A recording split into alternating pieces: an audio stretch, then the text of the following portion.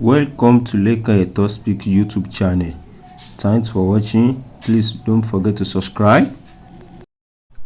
Lovers all over the world, welcome to our YouTube channel. Gẹ́gẹ́ bí ẹ ti mọ̀ wípé update lọ́nà kò jọ̀kan náà ni a máa ń fún yín.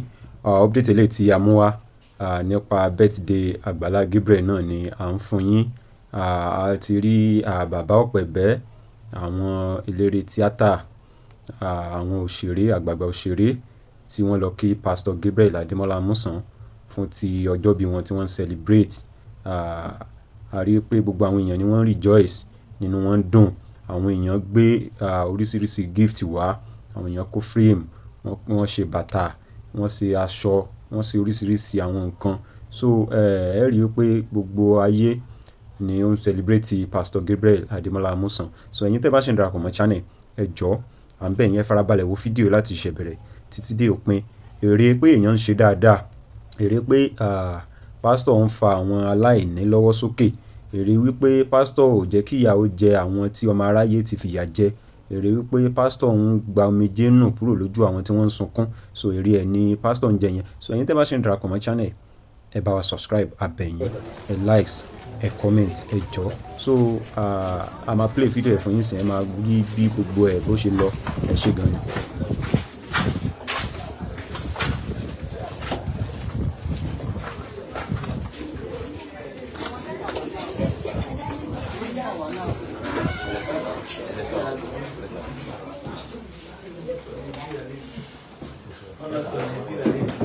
Baba o. Peace be unto you. Baba o. Baba mi ọ̀gbẹ̀mẹ̀. Ẹ máa ṣe o. Kúnà òsínlẹ̀.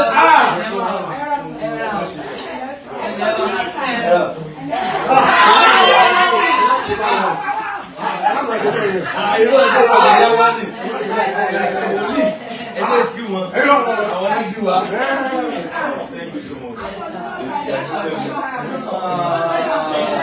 Ṣé wọ́n tọ́jú lọ?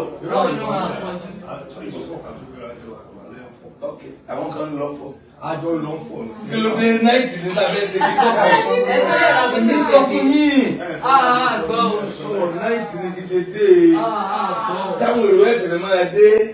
Náìtì ní 6 to 6 ní. Lẹ́yìn ní bákàlẹ̀ ní tọ̀rọ̀ lọ́nà. Fọ́ kí ni àkókò bẹ̀rẹ̀? Irọ́ ni ó dàrọ̀ ọ̀la. Ó dàrọ̀ ọ̀la. Ẹ̀yin ò lọ́wọ́. Àyè yín wọ̀n wájú. Lọ́wọ́ ó lè lọ ó dàrọ̀ ọ̀la. Náìtì ní. Náìtì ní sẹ́ẹ̀. Night president ní 12 hours. Ìdajì lè mọ̀ lọ. Wá di fọ́ọ̀nù ìdajì lè mọ̀ lọ. Ẹ̀yin náà lálejò àwọn náà. Onílé.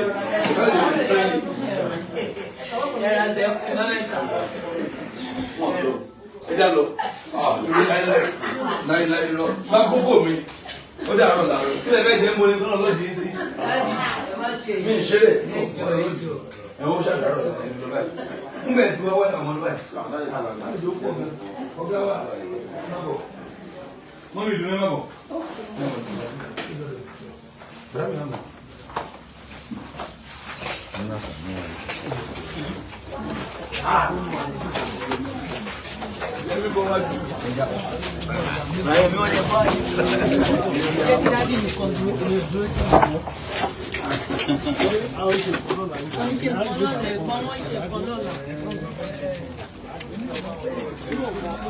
Gbọ́ o. Wọ́n ní 2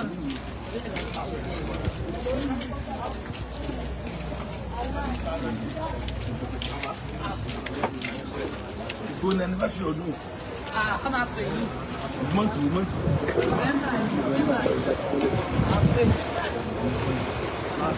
Ilé tí ní ẹ máa wá.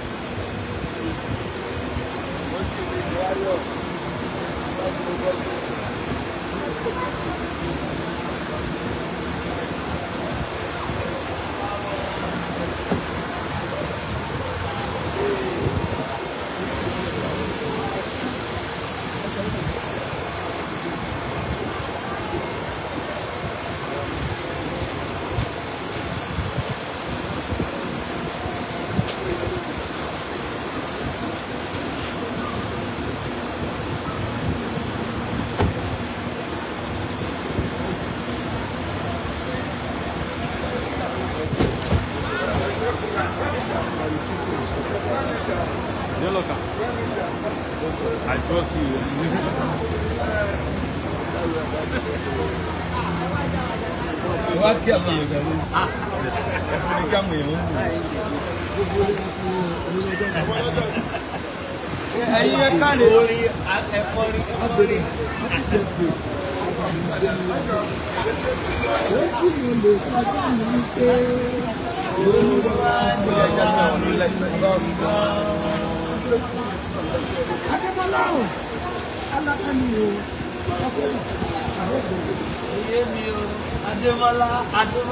Adémọ́lá ògo àgbáyé tí ò ní wọ mi láíláí ọlọ́jọ́ ìbí tòní congratulations ẹ kú oríire alákànní mi o.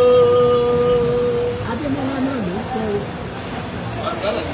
Adémọ́lá alákànní ló sọ o Agbala Gabriel tó ń gbọ́ àbí. Bẹ́ẹ̀ni òun náà là ń sọ ẹni tá ń pè ní olóko wájú ẹni tó lọ́rùn dá lọ́lá ẹni tó dá sí ọlọ́run òṣìṣẹ́ ojúṣe lóògùn ó ló dáa ká máa ka iye ọjọ́ wa ó lè máa fi ọkàn wá sípa ọgbọ́n o. Alákànní ka iye ọjọ́ lọ́wọ́lọ́wọ́. Ọ̀rọ̀ yìí ní bíbélì ní.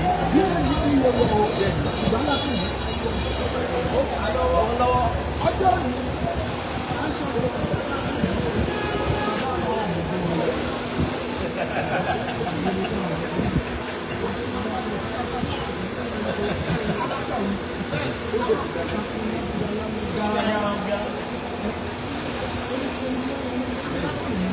Oníṣọ́rọ̀ wa ò tọ́pẹ́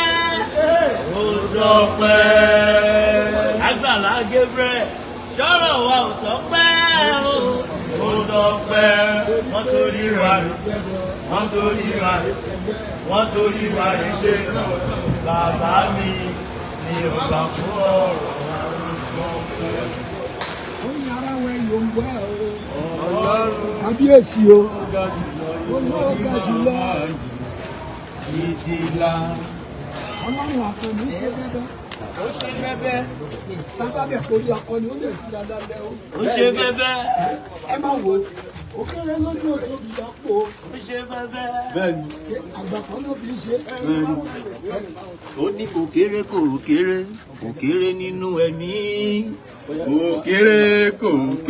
Kò kéré nínú ẹ̀mí. Ọlọ́run tó tún jẹ́ ọjọ́ òní alágbàwí kí ló dé. Ó ti gbàgbé pọ́ nínú ọjọ́ bíi dádì mi. Ó ti bẹ̀rẹ̀ látànà ẹ ṣáà ti rí bó ṣe ń lọ. Continuity gbogbo bẹbẹ wa dalẹ̀. Mo ti lọ Bàbá ìyá pọnmọ́. mo ti lọ lágbádá mi sílẹ̀ o. Èmi tí mi sábà wá gbádá. Alárè ájọ àgbà.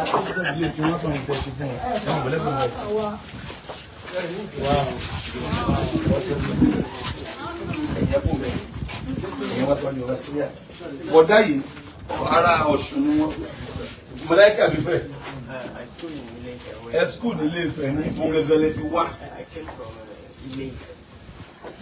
Àwọn ṣé Ifẹ̀ ni àwọn ọmọ Olúmọ. Ifẹ̀ òye ẹjíkiri ẹgbẹ́ Ifẹ̀ ká olórí ayé Ifẹ̀ òye amúra láti tẹ̀síwájú Olúwa yóò máa ràn wá ṣe bí ajá sọ̀rọ̀ ọmọ rẹ̀ bí ajá sọ̀rọ̀ èwo ló fún mi má bàa ọ̀rẹ́ bí ajá sọ̀rọ̀ ọ̀rẹ́ bí ajá sọ̀rọ̀.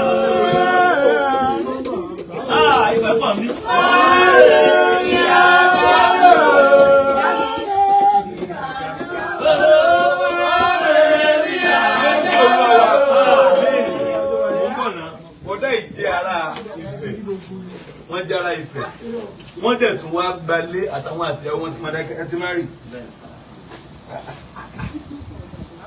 Ríngì mi dànù bá mú wa mo ti fi ríngì náà lé. Now aago yìí lásán ẹ tún fún mi.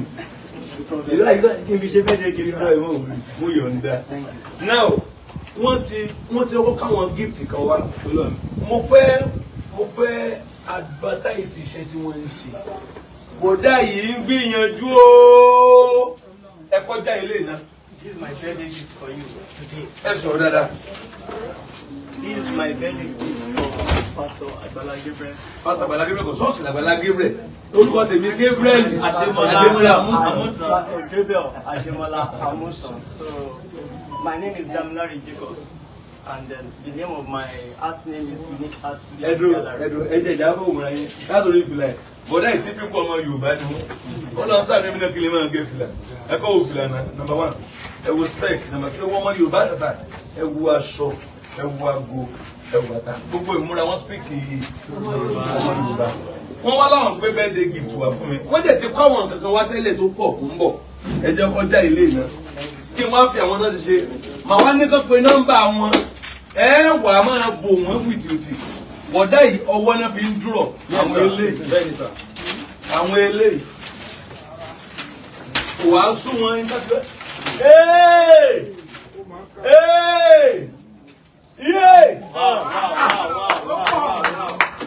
Ọwọ́ ni o. Ọwọ́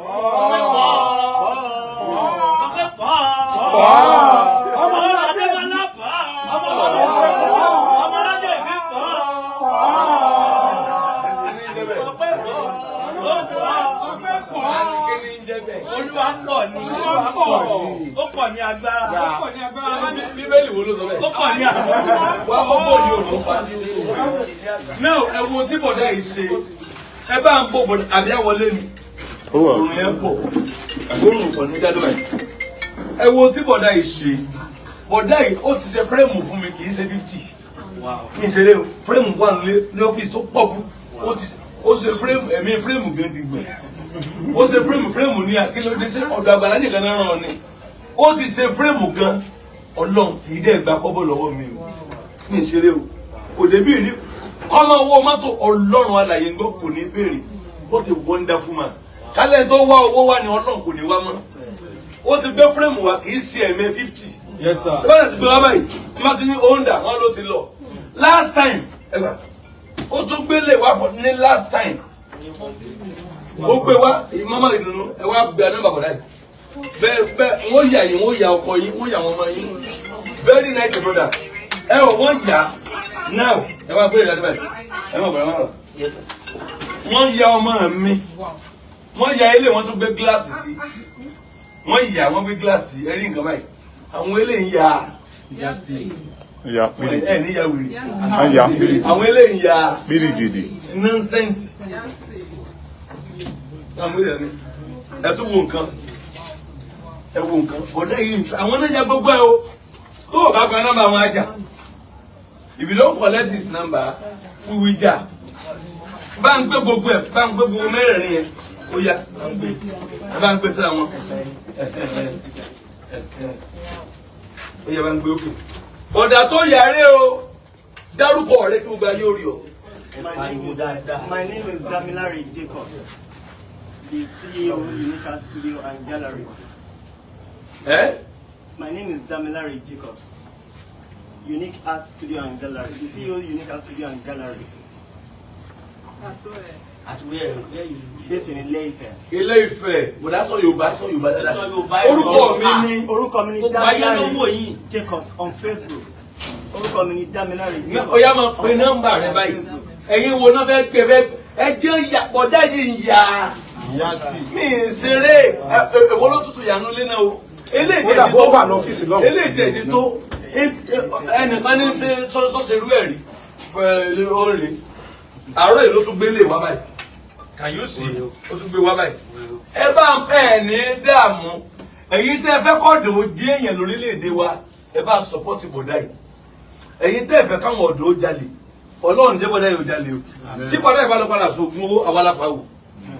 ó ní iṣẹ́ lọ́wọ́ báyìí àwọn èèyàn support ẹ̀ ó ń ya nǹkan iṣẹ́ ọwọ́ rẹ̀ ní tó máa ń ṣe láyé tiẹ̀ rí gbogbo akọ́lá di pásítọ̀ gbogbo akọ́lá kọrin bíi bàmá ìwà gbogbo akọ́lá máa ti súnmẹ́kà gbogbo akọ́lá di olórin iṣẹ́ kan ní wọn mọ́ríkọ́ bá ṣe wáyé àbó mọ́ríkọ́ ni ọmọríkọ́ ṣòwádẹ́ wádà di olórin ni orin ṣe kí wọ́n ń kúrò bí ayé fẹ́lẹ́ pé mẹ́rin pépù àlẹ́ òun tó wọ́n ń ṣe rèé ní tó wọ́n ń ṣe rèé òye nǹkan méjìlá he is an artist mo fi ọwọ́ rẹ̀ sọ̀yà fún yín he is doing well ẹ súnmọ́ kámẹ́rà ẹ gbé kíni dání ẹ wá lọ pe nọ́mbà yín ẹ pe nọ́mbà yín dáadáa. My phone number is 080 farabalẹ̀ pé 34 555 673 080 34 555 673. And I still have another number. 080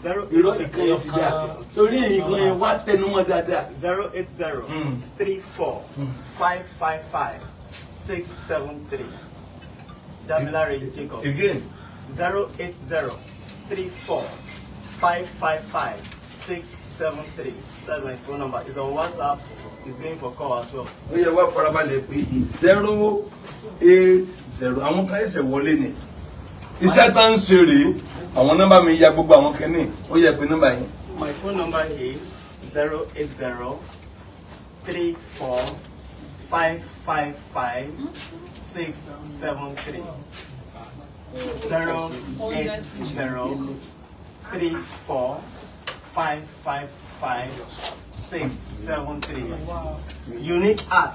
Unique Art is the name of my art's name. Unique Art. Ẹ ṣọ́ pé ẹ̀yẹ́ ṣe kìíní. Then sir.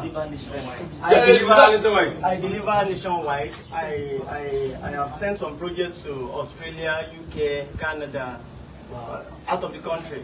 So we send through DHL all over the world. Iṣẹ́ yìí ẹ̀ travel out. Ó lọ àwọn ìyàwó tó wà lọ́wọ́. So we can do any sizes you want. If you want it as big as possible. To design your house. Ó bá tó bá ga láti bí nǹkan délẹ̀. Kò sí size tẹ́ fẹ́ tí mi ò ní produce. Depend on the sizes. Ní yíyà Ní yíyà. These are smaller ones. ní printing Ní ọwọ́ yíyà, pencil drawing. pencil drawing. And then oil painting. Oil painting. This is oil painting. This is oil painting. Yeah. Oil painting lele kí lele. This is pencil on Pencil lele. drawing. Pencil on paper. Lele nǹkan kí lele. Pencil on paper drawing. Pencil paper drawing lele nǹkan. Likewise, pencil on paper. Pencil lele. And then. Mo ti máa ń rẹ́rìn lórí ẹ̀yà kí ló dé ṣe kóòlù sí mo máa ń rẹ́rìn. Ẹ̀dùn tanáyà ìná ẹja wò lẹ́nu tanáyà.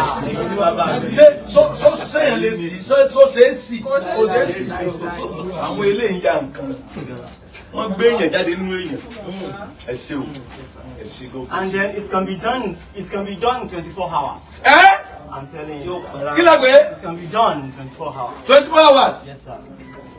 Bọ̀dá yìí pé àká nọ́mbà rẹ̀ àwọn èèyàn mú fẹ́ kàn sí gangan pé àká nọ́mbà rẹ̀ dáhùn yóò sì gangan. My account number is 302. Ẹ bless wọn. 97. Ó ti gbà pé àká nọ́mbà. Olúwa gbé mi sókè. 30297.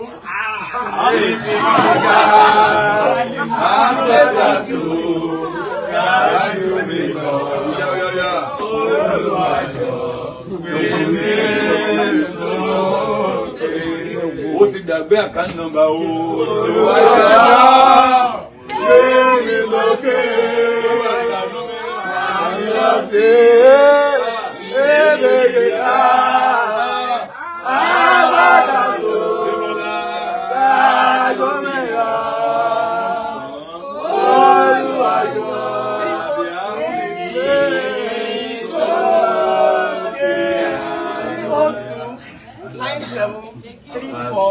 Oh yeah, one again. 029734156.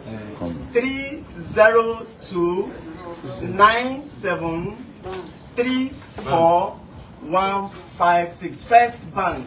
How much in tell us LBMB? Thank you very much, man. Wow. God bless you, man. Wow. Thank you. How much in tell us me, man? 302 156. First Bank. Jacobs Damilare extra.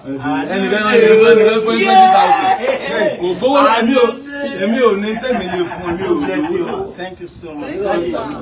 God bless you.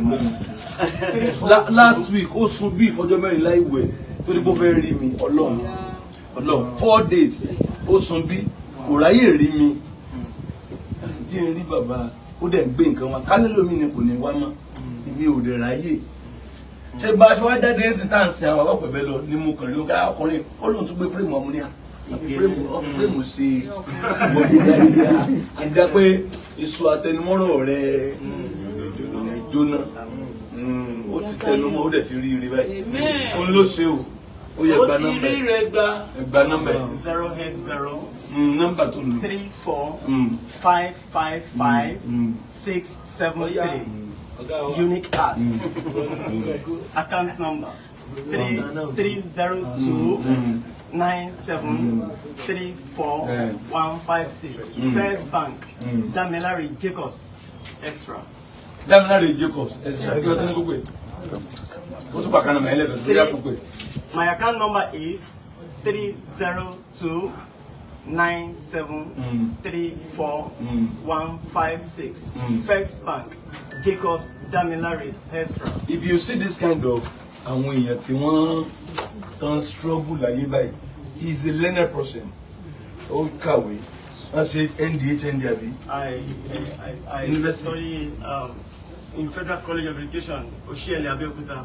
In Federal, Carlos also came in Ibadan. Federal, I studied finance in Federal College of Education, Oshiele Abeokuta. Oshiele Abeokuta. And then I finished there. I used that result to proceed in direct entry for Obafemi Awolowo University, Ile-Ife, where I studied education finance. Okay. So and then I graduated. I graduated. Yes, a degree.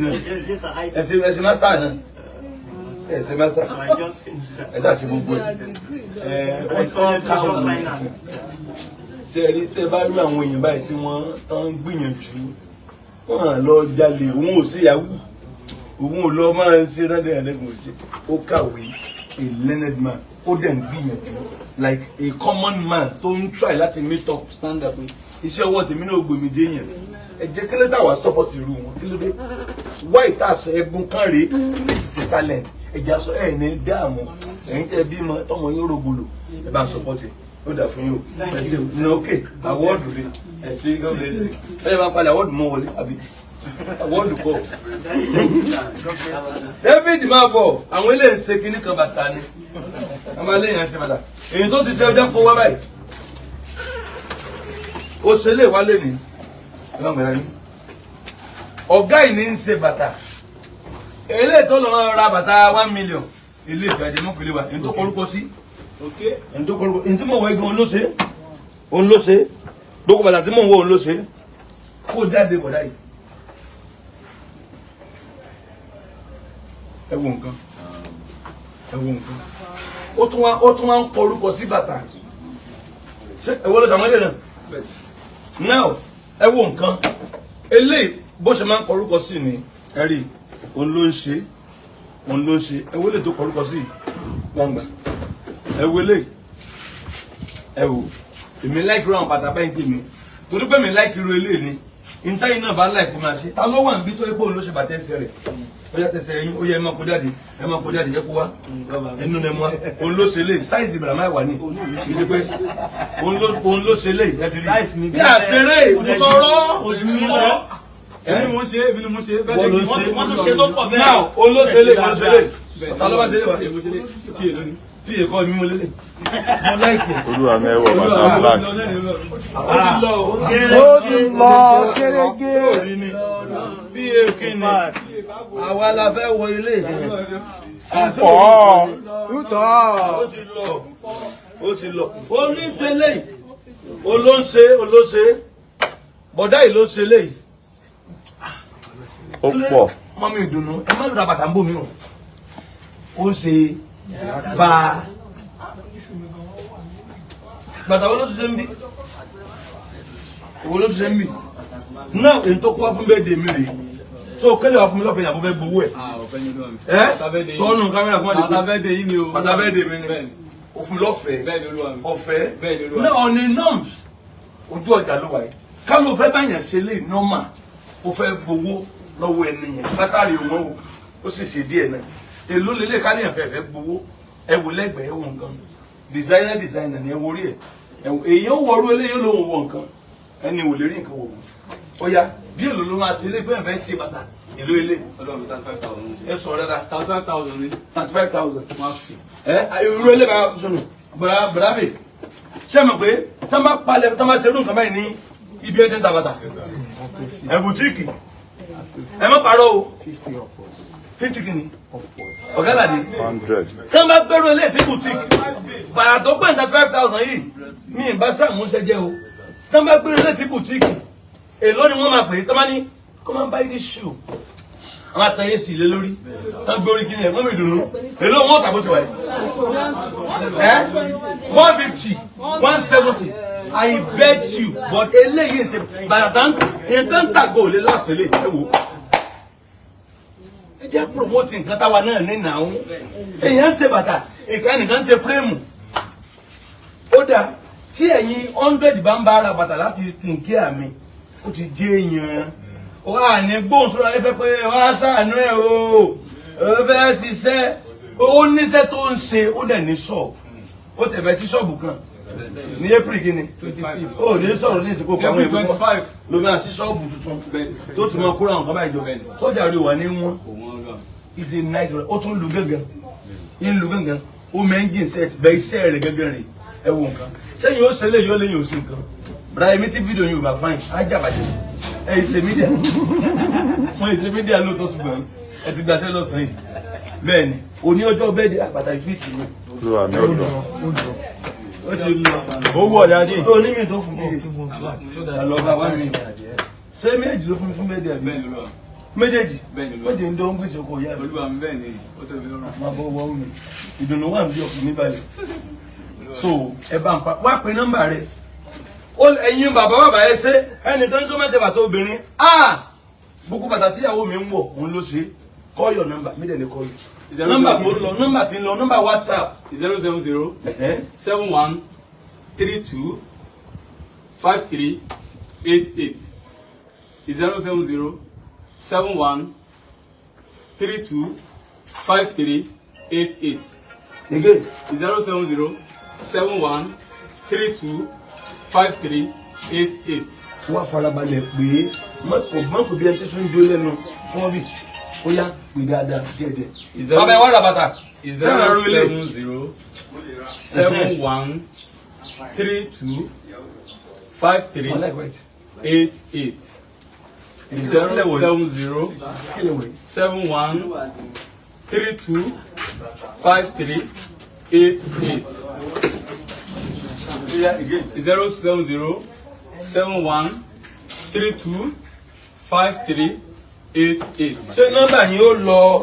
WhatsApp number náà àti calling number. ṣé nọ́mbà yín ó lọ. ó máa lọ́dún àmì. ó yá pè for the last time. 070 díẹ̀díẹ̀ 71 32 53 88. for the last time. 070 070 71 71 32 32 53 53 88. 88 kí lórúkọ yín. David Ọmọ́táyọ̀ Samson. David Ọmọ́táyọ̀ Samson kí lórúkọ iléeṣẹ́ bàtà yín. King David Shoe. King David Shoe. Yes, olúwa mi. King David Shoe International Corporation. àìbẹ́ ẹ̀kọ́ ni oyè bá ẹ wo design tó ń lò ẹ wá wo ẹ̀yin gan lè rà ẹ bá ń travel ẹ lè ra 30 ẹ̀ tẹ́yìn ó lọ tà náà business ni ẹ máa lọ Amẹ́ríkà kó wálé kó bíi 20 ẹ̀ ó ra 35,000 lọ́wọ́ tí wọ́n ó bá dàn mo jẹ́rìí àwọn tó mọ bí ẹ àbí mọ tabata ni fẹsọ ṣe mọ tabata ẹ má jẹ tabata mọ tara mi màmá pín in. ẹ máa jẹ́ ní sòtì débi kankan. ẹ má jẹ tabata olúwo rẹ fi bàtà síta iṣẹ́ ìrànṣẹ́ de àwọn létúlétú bí sọ̀tẹ́ màmá fún yẹn ni ẹ ra bàtà ẹnìkan ní sẹ́ white nìkan náà ṣe gbogbo kọ́lọ̀ ni ẹnìkan ní sẹ́ ru eléyìí nìkan ni any type bàtà yìí bá fẹ́ dẹnu kọ̀nà ọ̀run mo ṣe bàtà yóò bá fẹ́ dẹnu kọ ìhà gúúsù àríwá ìlà oòrùn àti ìwọ̀ oòrùn pé kí bàtà yóò ṣe báyìí wọ́n ṣe wọ́n try wọ́n fọwọ́ wọn sọ̀yà gbogbo bàtà tí èmi ń wọ̀ láti bí ọdún 3 sẹ́yìn òun ló ń ṣe tẹ bá dé bàtà kan lẹ́sẹ̀ mi tẹ bá lẹ́ láìkẹ́ ẹni tó ń ṣeré ẹ gba nọ́mbẹ̀ ẹ jẹ́ ó jẹ́yàn látara wa kò tọrọ owó ẹ gbéṣẹ́ fún ni lára aṣẹ́ tí ń ṣe yóò jẹ́yàn ó ti tán lára aṣẹ́ tí wọ́n ń ṣe ó jẹ́yàn ẹ sí o bọ̀dá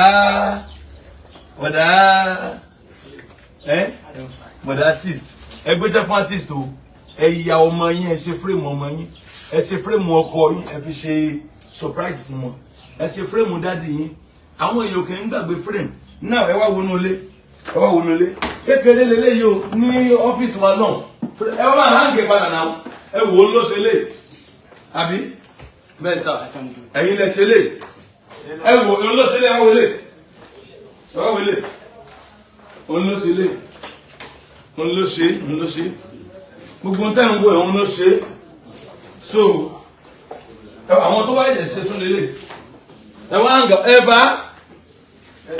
o ẹ wá hàǹgà àwọn kìíní padà àwọn náà ṣe fírèmù pọ̀ ní ilé wa náà tí wọ́n ṣe nǹkan ṣe káàpù wa ló wà ní ọ́fíìsì mi lọ́hùn ibẹ̀ ni ó wà ẹ wá hàǹgà padà so ẹ patrons ẹ ìjọba patrons wọn God bless you ọjọ́ ní sí kí ló kàn alẹ́ praise night account number no kò ní ìjì oya àwọn kan lè fẹ́ bless yẹ ẹ lè fẹ́ bless àbí ẹ lè fẹ́ bless yẹ oya account number ẹ ó pè ó lákàtí gidi ni pé Stanley man kéré káwọn yẹn bless yẹ 00 92 33 53 91 00 92 33 53 91 Sterling Bank. now David Omodayo Samson. bọ́dá òun náà ló ṣe lé òun ló ṣe fún rẹ̀ ló ṣe òun ló ṣe bàtà tó wà ń bí rẹ̀ ẹ wo bàtà yìí òun ló ṣe ó ṣe máa ń kó lè wá last week ni òun ló ṣe gbogbo nǹkan báyìí òun ń ṣe ń tiẹ̀ ni táwọn bàdé ara àwọn bàtà yìí ló ń kó fún mi wọn ní 40 35 45 mi ì bá ṣe oúnjẹ jẹ o òun ṣe pẹ̀lú ìbẹ̀rù Ọlọ́run ni ẹ patronize bọ̀dá yìí bàtà obì bàtà ọmọdé bàtà àgbàlagbà ẹ wá sí lọ́dọ̀ ẹ̀ ẹ rà tẹ́ bá ti wálé ẹ̀kọ́ tó pọ̀ ẹ mọ́kọ́ lọ lóyìnbó ẹ̀yin Nàìjíríà ẹ̀ bò ó kárí. Thank you, sir. wọ́n ti lọ tán jẹ́ kọ́mísẹ̀. mo ní kọ́mọ̀ ṣé òṣèré náà ni.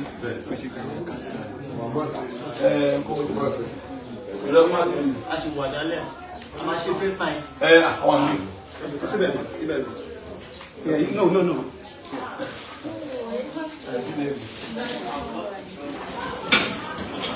ẹ má tilẹ̀kùn wọ́n lọ jẹ́ ètò ẹ̀sẹ̀.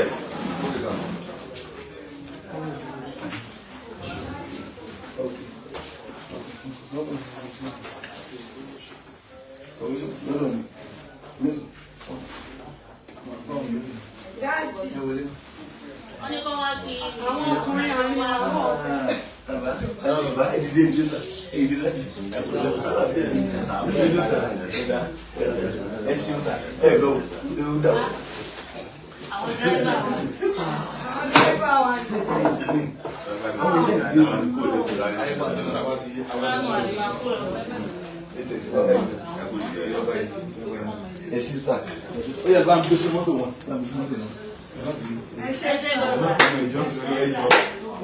Thank you so much. Thank you. God bless you. Alẹ́ praise night. Ó ní wákẹ̀. Alẹ́ àwọn kan máa ń gbé ilé ìwá. Wọ́n máa gbé ilé ìwá. Àwọn náà wọ́n try it. Abẹ́rẹ́ wọ́n yẹ cast mi jáde. Wọ́n cast àwọn náà jáde. God bless you. Alẹ́ alágbára alẹ́ àbí? Àti ń jọ́gì ilé ìdálẹ́. Àjò fún Ọlọ́run, ara bàbà fún Ọlọ́run, múra bàbà fọba ọba tó. Èyí jẹ́ ti post ṣe post ti afẹ́fẹ́ tí ó ti lànà ó lágbára. Thank you so much. I appreciate you gan. ìfẹ́ yẹn ti pọ̀ tó ó ti pọ̀ tó. Thank you so much. God bless you. Amen. Lovers all over the world, a lérò pé ẹ farabalẹ̀ wo fídíò wa láti ìṣẹ̀bẹ̀rẹ̀ títí dé òpin. Ẹ bá farabalẹ̀ wo, ẹ jẹ́ ká mọ opinion tiyín, ẹ jẹ́ kí a mọ bínú yín ṣe dùn sí nígbà tí ẹ wo fídíò yìí láti ìṣẹ̀bẹ̀rẹ̀. Ẹ rí i pé àwọn èèyàn wọ́n tú yáyà jáde láti celebrate Pastor Gabriel Adémọ́lá Amusan. Bẹ́ẹ̀ ni àwọn èèyàn dẹ̀ ń surprise wọn lọ́tún lọ́sì. So àgbàládùra wípé kí ẹ̀mí pastor kó tún gbúdọ̀ gùn sí. Gbogbo ẹ̀yin tẹ́ ń wò wá nílé, tẹ́ ń wò wá ibikíbi tẹ́ bá ti ń wò wá all over the world, àgbàládùra fẹ́yìn náà wípé gbogbo wa ní kú ní rèwerèwe, ẹ̀mí wa máa gùn. So ẹ̀yin tẹ́ bá ṣe ń darapọ̀ mọ́ channel wa ìjọ, ẹ bá wa tan notification bell yín so that anytime we drop a new video, you will get notified. So we love you all. Thanks for watching.